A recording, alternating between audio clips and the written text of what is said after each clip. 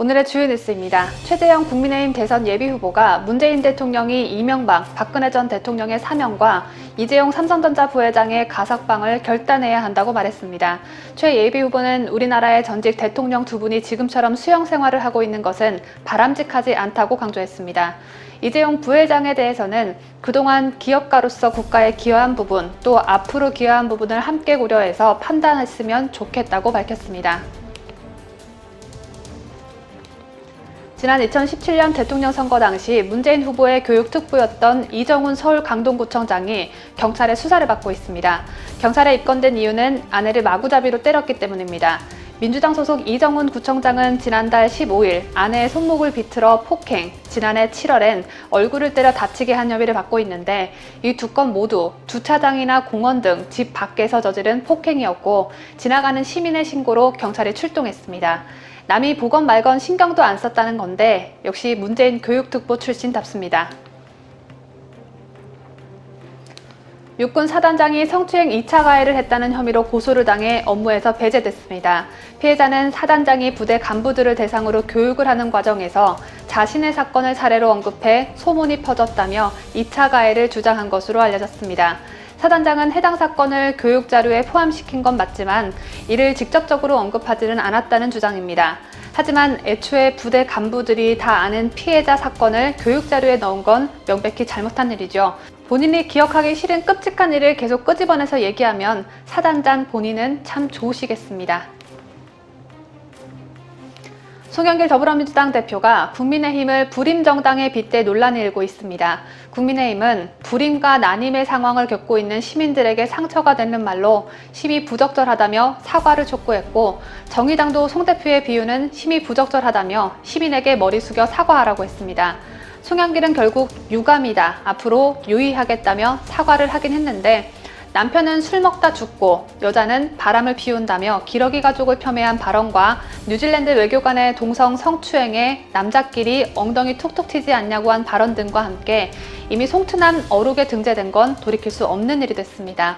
앞으로 또 어떤 막말을 짓거려서 송트남 어록을 꽉꽉 채울지 지켜보도록 하겠습니다. 국민의힘 대선 주자인 홍준표 의원이 서울 여의도 용산빌딩에 대선 캠프를 꾸립니다. 용산빌딩은 지난 2007년 대선에서 이명박 전 대통령이 사용했던 건물로 여의도 명당 중 한 곳으로 꼽힙니다. 홍 의원은 6층과 8층 두 개 층을 임대하기로 결정했고 공식적인 대선 출마 선언 시기도 조율 중인 것으로 알려졌습니다. 국민의힘 대선 주자인 최재형 예비후보 캠프가 19대 대선 당시 문재인 더불어민주당 후보 특보단에 합류했던 인사들이 간첩 혐의로 구속된 사건과 관련해 검찰 수사를 통한 진상규명을 촉구했습니다.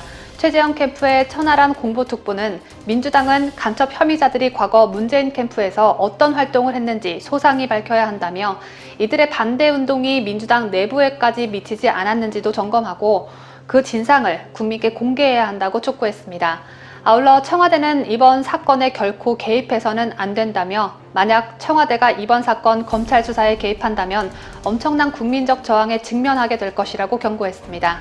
이상으로 오늘의 주요 뉴스였습니다.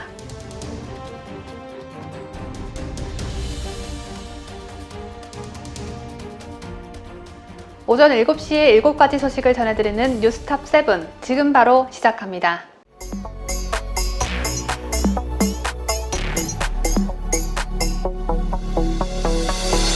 지난해 공공기관 347곳의 부채가 544조 8천억 원으로 사상 최대치로 불어났습니다. 문재인 정부 출범 첫 해인 2017년과 비교하면 50조 원가량 증가한 것인데요. 공기업은 지난해 36곳 가운데 18곳이 적자를 내 2016년 8개였던 적자 공기업이 4년 만에 2배 넘게 늘었습니다. 그런데도 지난해 공기업 임직원 평균 연봉은 1년 새 7,948만 원에서 8,156만 원으로 올라갔고요. 강원랜드 한국가스공사, 한국마사회 등 적자 공기업의 핵심 요직을 캠코더, 즉 문캠프, 문코드, 더불어민주당 출신 낙하산 인사들로 채우는 모렴치까지 보였습니다. 이 같은 공기업의 몰락은 국가적으로 정말 큰일이 아닐 수가 없는데요. 이런 가운데 공기업의 영업이익이 문재인 정부 출범 이후 70% 정도 급감한 반면 인건비와 부채는 증가한 것으로 나타났습니다. 이런 추세가 지속되면 시내식장, 철밥통으로 불리던 공기업도 재정난의 문을 닫게 될지도 모른다는 우려마저 나오고 있는데요. 그렇다면 그 원인은 무엇이었을까요? 자, 일단 코로나 팬데믹으로 어쩔 수 없이 영업이익이 준 곳들이 있습니다. 한국마사회와 강원랜드가 바로 그 경우인데, 한국마사회는 코로나19 사태로 주요 수익원인 경마가 중단되면서 지난해 4,368억 원의 손실을 기록했습니다. 마사회가 적자를 낸 것은 1949년 설립 이후 6.25 전쟁 때를 제외하고 처음이라고 하는데요. 마찬가지로 코로나 팬데믹으로 직격탄을 맞은 강원랜드도 휴업과 영업시간 제한 등으로 사업 운영에 차질을 빚으면서 지난해 당기 순손실 2,759억 원을 냈습니다. 이 밖에 2019년 724억 원의 당기 순이익을 올렸던 그랜드 코리아 레저도 방한 외국인 수의 급감, 카지노 사업장 휴장으로 2020년 당기 순손실 643억 원으로 적자로 전환했는데요. 또 항공 수요 감소 여파로 인천국제공항 공사는 2019년 당기 순이익 8,634억 원에서 2020년 4,229억 원의 당기 순손실로 적자를 냈고, 한국철도공사 역시 2019년 469억 원에서 지난해 무려 1조 3,247억 원으로 적자폭을 더 키웠습니다. 이것이 코로나 팬데믹이라는 특수한 상황 때문에 영업이익이 감소하고 적자로 전환된 공기업은 국민들이 이해할 여지가 좀 있겠으나, 다른 공기업의 경우는 문재인 정권 탓이라고 봐도 무방할 듯한데요. 탈원전 등 문재인 정권의 정책 코드를 맞추다 실적이 곤두박질 친 곳도 있었고, 무리한 비정규직의 정규화 추진도 공기업의 영업이익을 감소시키는 주 원인이 됐습니다. 전기가스, 수도, 철도, 도로 등 공공요금 사업을 수행하는 한국전력공사와 한국철도공사 등의 부채가 증가하는 주요 원인 중 하나는 정부의 공공요금 억제 정책 때문이었습니다. 정부가 공공서비스 요금을 원가 이하로 강제하면서 효율적 자원 배분을 왜곡하고 공공요금 사업을 수행하는 공기업의 재무 건전성을 악화시키는 요인으로 작용하고 있다는 분석입니다. 특히 전체 공기업의 실적을 견인해오던 한전과 한국수력원자력 등 7개 에너지 공기업의 실적 악화가 두드러지고 있는데요. 이는 탈원전 정책과 국제 연료 가격 변동 등으로 실적이 악화되기 때문이라는 평가입니다. 때문에 우량 공기업이던 한전과 한수원 그리고 발전 5사는 2016년 영업이익 총계가 19조 67억 원에서 2020년 5조 3,074억 원으로 무려 72% 정도가 증발했습니다. 이 밖에 한전은 문재인 대선 공약이었던 한국에너지공과대 설립 운영 비용도 상당 부분 부담해야 하는 이중고를 겪고 있습니다. 그리고 눈여겨봐야 할 게 또 있는데요. 이렇게 공기업들이 어려운 상황에서도 문재인 정권의 코드를 맞추기 위해 공기업 직원 수를 늘린 게 결정타였다는 점입니다. 적자를 내는 상황에서도 공기업 직원 수가 증가한 데는 문정부가 추진해온 공공부문 일자리 81만 개 공약과 비정규직 제로화 정책이 영향을 미친 것이란 분석입니다. 실제로 인천국제공항공사가 보안 검색요원 1,900여 명을 정규직으로 전환시키기도 했었죠. 이런 배경엔 문 정권이 공공기관 경영평가에서 일자리 창출에 가장 높은 점수를 배정한 것도 한몫했는데요. 일자리 창출에 가장 큰 점수가 배분됨에 따라 공기업들이 비정규직의 정규직화를 추진하면서 전체 공공기관의 임직원 수는 사회적 가치 평가를 하기 전인 2015년보다 34.7%나 급증했습니다. 반면 재무성과와 업무 효율성 배점은 축소됐기 때문에 공기업들이 너도 나도 비정규직을 정규직으로 전환하고 신규 직원을 뽑는데 열을 올린 것입니다. 그러니 공기업들이 온전할 리가 있겠습니까? 이런 뉴스를 편성하면 여러분들께서 재미없다고 정치 얘기나 해라 라고 하시죠. 하지만 이런 뉴스가 정말 중요한 뉴스라고 저는 생각합니다. 공기업 등의 부채는 나라 빚이나 다름없습니다. 문재인이 이미 끌어올릴 대로 올려놓은 국가 부채를 혹여나 정권이 연장돼 이재명 같은 사람이 권력을 잡으면 나라 곳간 사정은 더욱 나빠지게 되리라는 건 누구나 쉽게 예측이 가능한 부분이죠. 우리는 뉴스 등을 통해 망해가는 그리스나 이미 망해버린 베네수엘라의 소식을 접하면서 우리나라는 괜찮을 거야. 설마 우리나라가 저 꼴이 나겠어? 라는 생각을 하고 있지만 IMF도 어느 날 갑자기 소리 소문 없이 찾아왔습니다. 내년 대선이 정말 중요한 이유가 또 여기에도 있는 것 같습니다.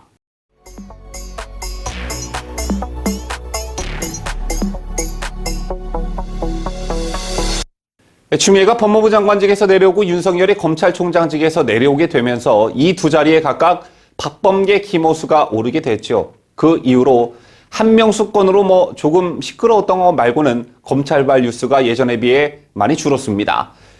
정권의 임기 말인데다가 내년 대선과 관련한 뉴스가 많이 생성된 탓도 있겠죠. 그런데 이런 틈을 타 박범계 법무부 장관이 참 많은 일을 하고 있는 것 같습니다. 2019년 12월 시행된 형사사건 공개금지 등에 관한 규정을 법무부가 최근 개정했다고 하는데요. 그런데 수사정보 유출로 의심되는 언론 보도와 관련해 각 지방검찰청 인권보호관이 내사할 수 있다는 조항을 신설한 것으로 밝혀져 파장이 예상됩니다. 수사정보 유출 의혹을 단순히 진상조사하는 데 그치지 않고 형법상 피의사실 공표 혐의로 수사에 나설 수 있다는 것이어서 논란이 예상이 되고 있는데요. 이렇게 되면 언론이 정보를 획득하기가 어렵고 당연히 국민들의 알 권리도 현저하게 줄어들게 되겠죠. 좀 자세히 들여다보도록 하겠습니다. 법무부가 대검을 통해 일선 검찰청에 전달한 개정안에는 각 검찰청 인권보호관이 수사정보 유출로 의심되는 3가지 상황에서 내사할 수 있다는 내용이 담겼는데요. 여기서 말하는 3가지 상황은 다음과 같습니다. 공보 담당자가 아닌 사람이 수사정보를 의도적으로 유출한 것으로 의심되거나 담당 수사검사 등이 사건의 본질적인 내용을 의도적으로 유출한 것으로 의심되는 경우 사건 관계인의 공정한 재판을 받을 권리를 침해할 가능성이 큰 경우 등인데요. 여기에 더해 수사 상황 관련 언론 보도에 대한 사건 관계인 등의 진정서가 접수된 때에도 인권보호관이 진상조사에 나설 수가 있습니다. 진상조사를 마친 뒤 인권보호관은 결과를 검사장에게 보고하고 검사장이 감찰 등 조치를 취하게 되는데요. 이게 만약 시행이 된다면 어떤 일이 벌어지게 될지 촉이 밝으신 분들은 단박에 감이 오셨을 겁니다.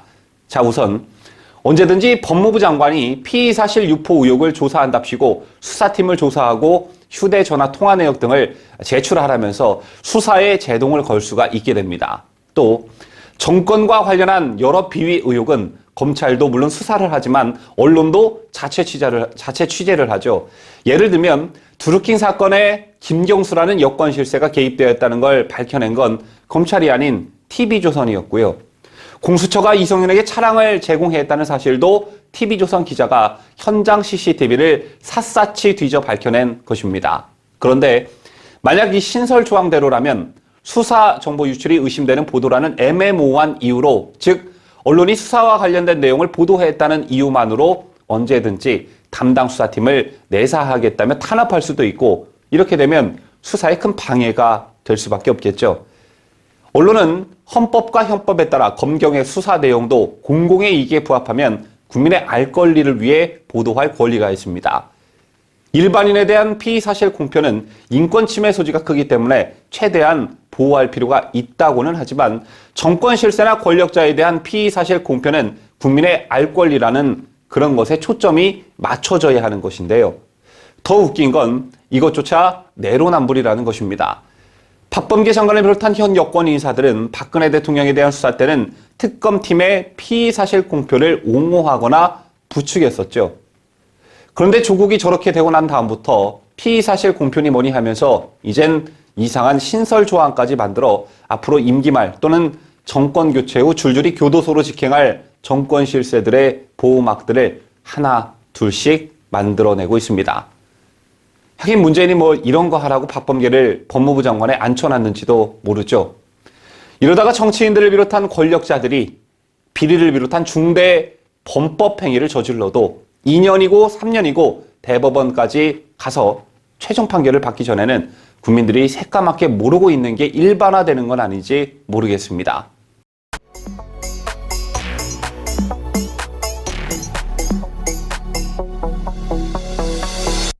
경기도지사도 감지덕지해야 하는 주제에 대통령까지 해보겠다는 이재명이 또 돈플리즘 공약을 추가로 내세웠습니다.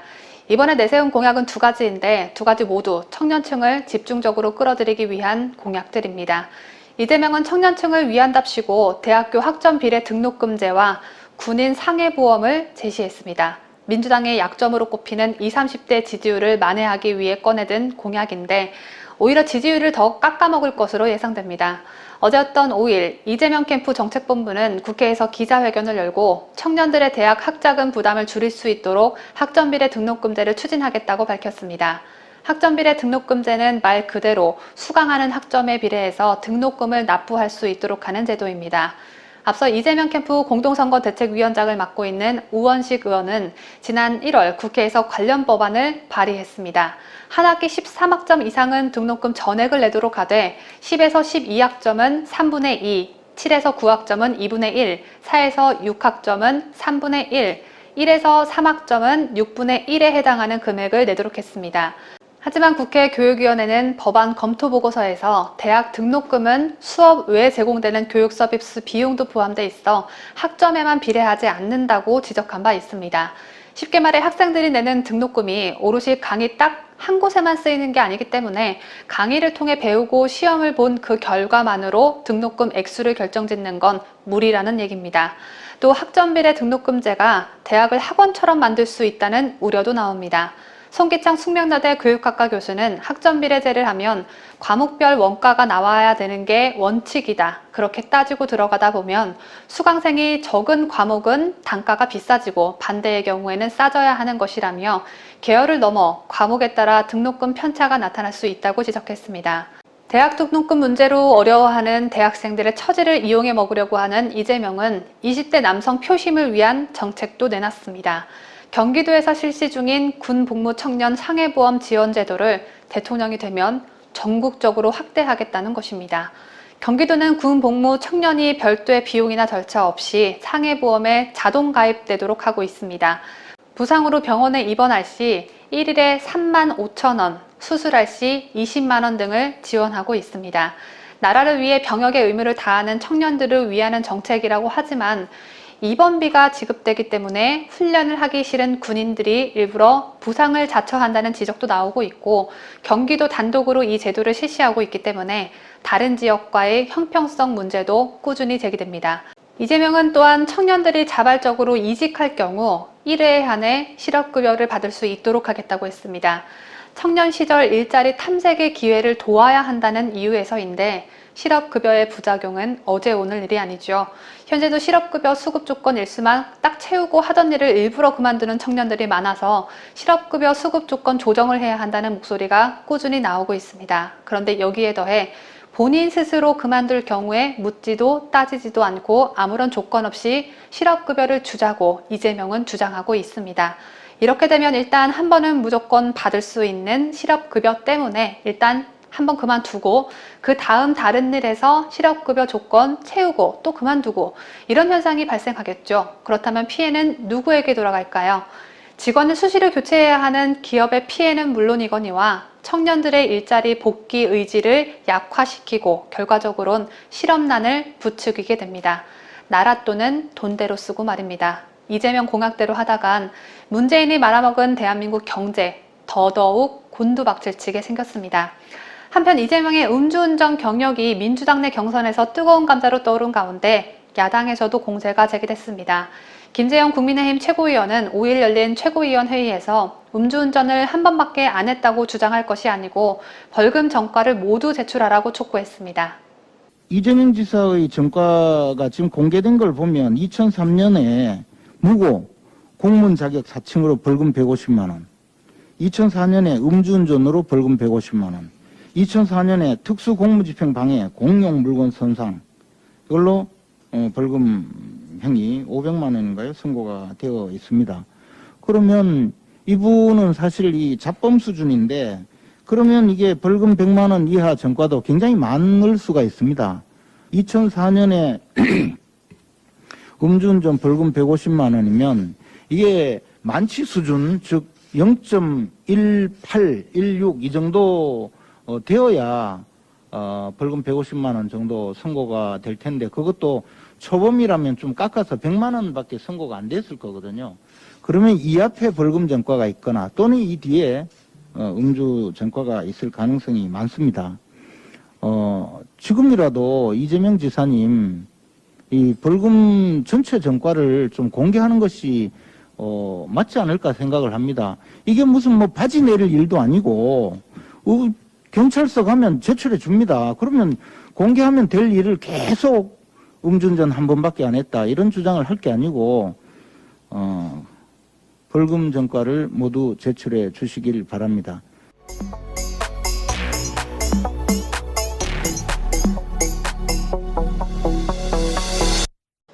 대선을 앞두고 자신들에게 불리한 언론 보도를 막으려는 민주당이 종점을 향해 아주 열심히 달리고 있는 모양새입니다.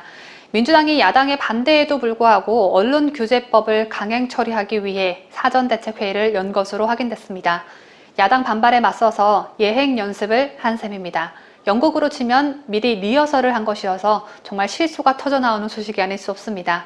어제였던 5일 문화체육관광위원회 소속 여당 의원들은 지난 3일 비공개 간담회를 열고 언론규제법과 관련해 야당 반론에 맞설 수 있는 재반론을 준비한 것으로 전해졌습니다. 이 자리에는 딱 한 명만 제외하고 전원이 모인 것으로 알려졌습니다. 참 대단한 단합이 아닐 수 없습니다. 문체위 관계자는 언론과 야당에서 언론중재법을 겨냥해 비판하는 것에 대한 반박을 준비했다고 설명했습니다. 언론단체와 학계 등의 잇따른 비판에 맞서 민주당 문체위원들이 준비 중인 반론의 요지는 언론규제법이 오히려 기자들을 보호하는 법이란 것입니다. 언론을 규제하겠다는 법이 오히려 기자들을 보호한다. 이건 또 무슨 개풀 뜯어먹는 소리일까요? 문체위 관계자는 기존에도 비판 보도를 막기 위한 소송이 이어지지 않았느냐며 소송 요건을 제한하고 배상액을 주체해야 한 게 이번 개정안의 핵심이라고 강조했습니다.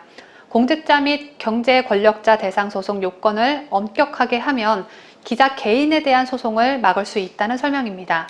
민주당의 핑계를 참 그럴듯하게 만들었죠. 어차피 소송 자체를 아예 막아주는 것도 아닌데 이게 어떻게 기자를 보호하는 법이 될 수 있답니까? 소송 요건을 제한해봤자 기자들을 밥 먹듯이 고소하는 정경심 남편 같은 자들은 한 명에게 청구할 금액이 적어져서 더 많은 기자들을 고소해 고소를 당하는 기자들은 더더욱 많아질 것으로 예상됩니다. 현재 기자들이나 법조계에서도 법의 현실성이 떨어지고 사각지대가 많아 언론의 자유가 훼손될 수밖에 없다는 우려를 표명하고 있습니다. 실제로 언론사를 대상으로 징벌적 손해배상 규정을 도입한 나라는 전 세계에서 단 한 곳도 없습니다. 내년 대선을 앞두고 불리한 언론 보도에 재갈을 물리려는 속셈을 모르는 이들이 없는 상황에서 민주당이 야당의 반대를 막을 리허설 연습까지 했으니 국민의힘도 재방박할 내용을 철저히 준비해야겠습니다. 여당은 안건조정위를 거쳐 문체위 전체 회의를 오는 19일 연 뒤 25일로 예정된 국회 본회의까지 개정안을 밀어붙이겠다는 방침입니다. 앞서 민주당은 지난달 27일 열린 문체위 법안 심사 소위에서 야당 반대에도 언론중재법 단독 처리를 강행한 바 있습니다. 당시 국민의힘 의원들은 대안 내용도 보지 못했다며 요령 의결이라고 반발했습니다. 민주당의 이 같은 속도전 배경에는 물론 대선이 가까워지기 전에 빨리 처리해야 유리하다는 생각도 있겠지만 무엇보다 8월 말 문체위원장 자리가 국민의힘으로 넘어가게 되면 강행 처리가 어려워질 것이란 조바심이 작용한 것으로 보여집니다. 문체위원장 자리 뺏기기 전에 지들이 원하는 법안을 후다닥 처리하려고 안간힘을 쓰고 있는 민주당입니다.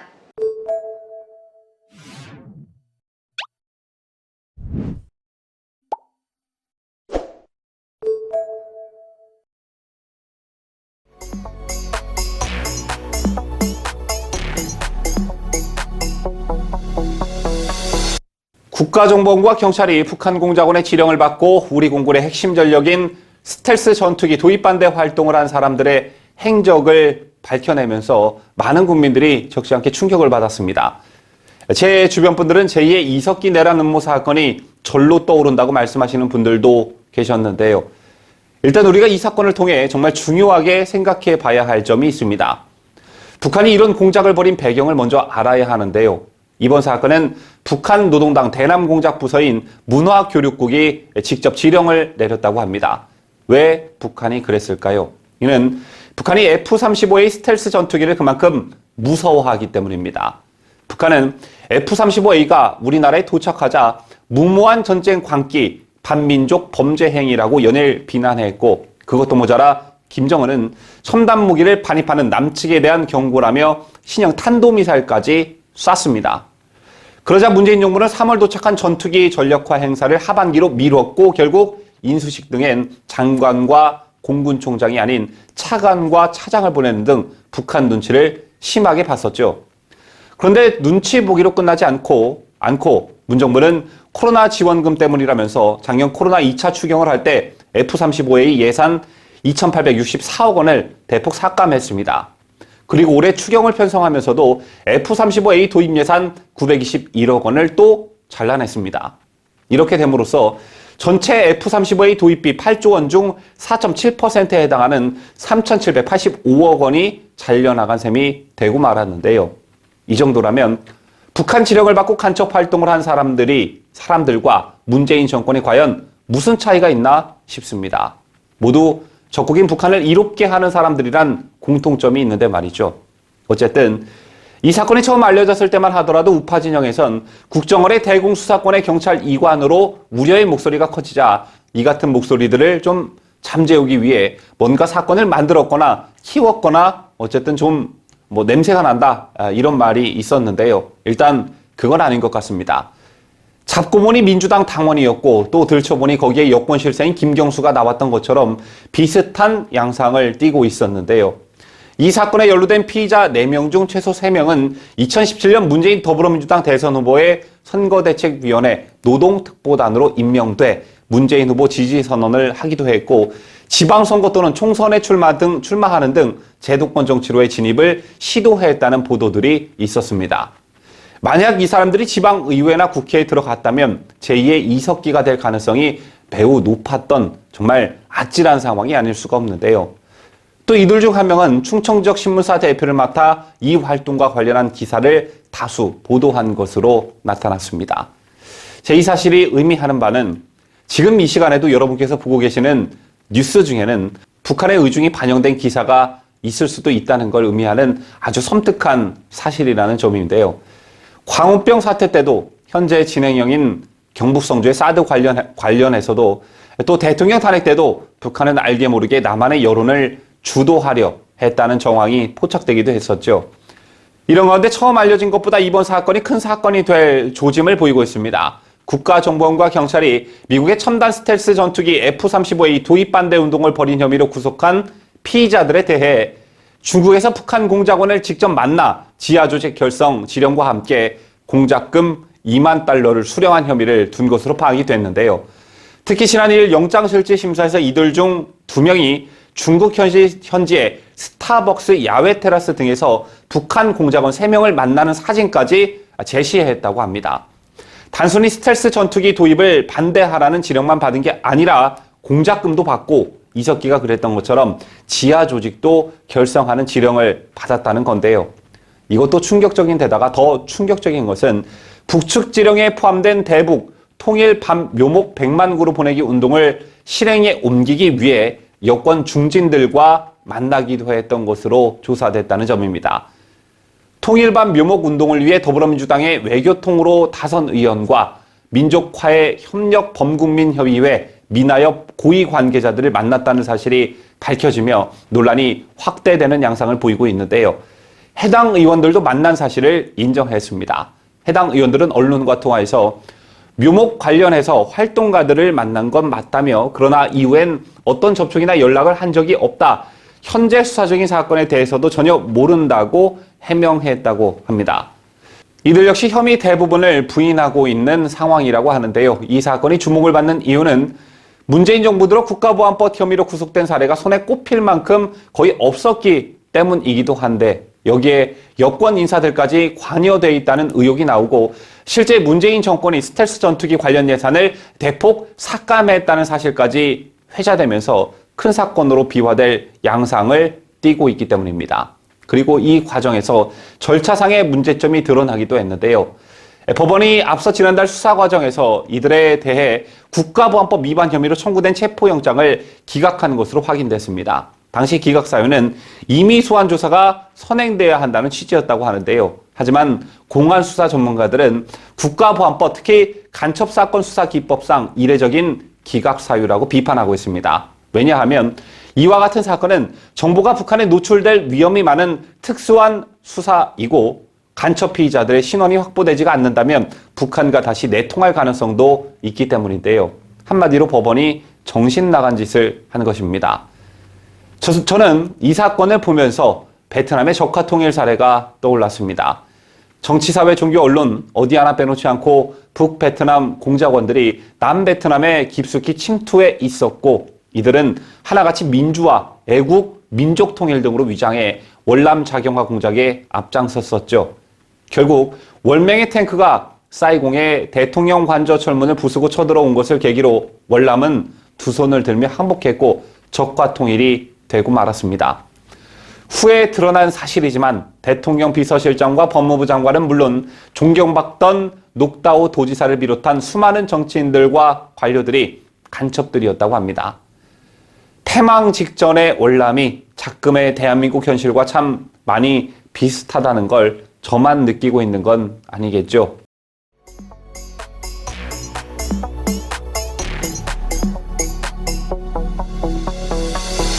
북한의 지령을 받은 이들과 관련한 소식 이어갑니다. 지난 2일 청주지법 영장실질심사에서 4명 중 3명이 구속이 됐습니다. 손모 씨는 영장이 기각돼 이 사건 주요 피의자 4명 중 유일하게 불구속 수사를 받고 있는데요.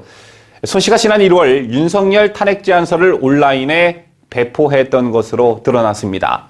손 씨는 윤석열 탄핵 제안서에서 검찰과 사법부의 횡포가 이미 도를 넘었다며 언론 광고 투쟁을 제안했다, 이렇게 밝혔는데요. 구체적으로 한겨레 신문에 광고를 내는 것을 목표로 1인 1만 원, 총 400만 원 모금 운동을 벌여나가자고 제안했습니다. 목표 모금액이 400만 원인 건 앞서 1월 7일 특권 없는 사회 만들기 전남도민연대가 비슷한 내용으로 한겨레 신문에 광고를 실은 비용이 400만 원이기 때문이라고 손 씨는 설명했습니다. 모금 계좌 번호 명의는 DMZ 평화 인간띠 운동 충북본부였는데 손 씨는 간첩 혐의자 4명이 북한 공작원의 지령을 받고 했다는 활동 가운데 하나가 DMZ 인간띠 잊기 운동이었는데요. 이 단체 앞으로 광고 비용을 모금한 것입니다. 손 씨는 또 같은 날 윤석열 탄핵을 위한 충북 지역 일촌 맺기 운동을 발기합니다라는 제목의 보도자료를 내기도 했는데 이 보도자료에서 사용한 문구가 북한이 쓰는 말투와 사뭇 비슷했습니다. 그는 윤석열 탄핵 문제는 남녘의 민주주의를 위한 장관 투쟁과 업적을 고수하는가 마는가 하는 문제라며 촛불 국민의 명령인 검찰개혁과 사법개혁을 집행하고 적폐청산 투쟁을 중단 없이 진행하기 위한 민주, 민권의 문제이자 반외세 자주화 투쟁의 기초이기도 하다고 밝혔습니다. 그래서 그런 것일까? 대선 후보들 중에는 처음으로 윤석열 캠프 측이 이 사건과 관련해 문재인의 해명을 촉구하고 나서 눈길을 끌고 있습니다. 윤석열 후보 캠프 김병민 대변인은 이날 논평에서 이들이 2017년 문재인 대선 후보의 선대위 노동특보단으로 임명돼 지지선언을 하고 더불어민주당 중진 의원과 만난 사실까지 드러나니 국민적 의구심은 더 커질 수밖에 없다면서 충격적인 간첩 사건에 대해 문 대통령과 민주당이 신속하고 정확한 해명을 촉구한다고 밝혔습니다. 대변인은 이어 이들이 어떻게 지난 대선 문재인 후보의 선대위 특보단으로 임명되었는지 그 경위를 소상히 설명하길 바란다며 이들과 접촉하고 정치 활동을 논의한 여당 정치인이 있다면 이 또한 명명백백하게 밝혀야 할 것이라고 말했는데요. 그러면서 김병민 대변인은 한국판 권터기욤 사건이 아니냐는 국민적 우려가 일어나지 않도록 빠른 해명을 촉구한다고 덧붙였습니다. 김병민 대변인이 언급한 귄터기욤 사건은 독일에서 1970년대 일어났던 일로 독일 사회민주당 빌리 브란트 총리의 개인 비서 귄터기욤이 스파이로 밝혀지며 충격을 주었던 사건입니다. 이 사건은 엄청난 후폭풍을 야기했고 빌리 브란트는 기욤 체포 얼마 뒤에 스스로 총리직을 사임하기도 했는데요. 현재 북한의 지령을 받고 국내 간첩 활동을 한 이들 4명 외에 다른 개인이나 조직이 더 있는지, 더 나아가 정치권과의 유착은 없었는지 야당이 이 문제에 대해 좀 관심을 더 가져봤으면 좋겠다는 생각을 가져봅니다.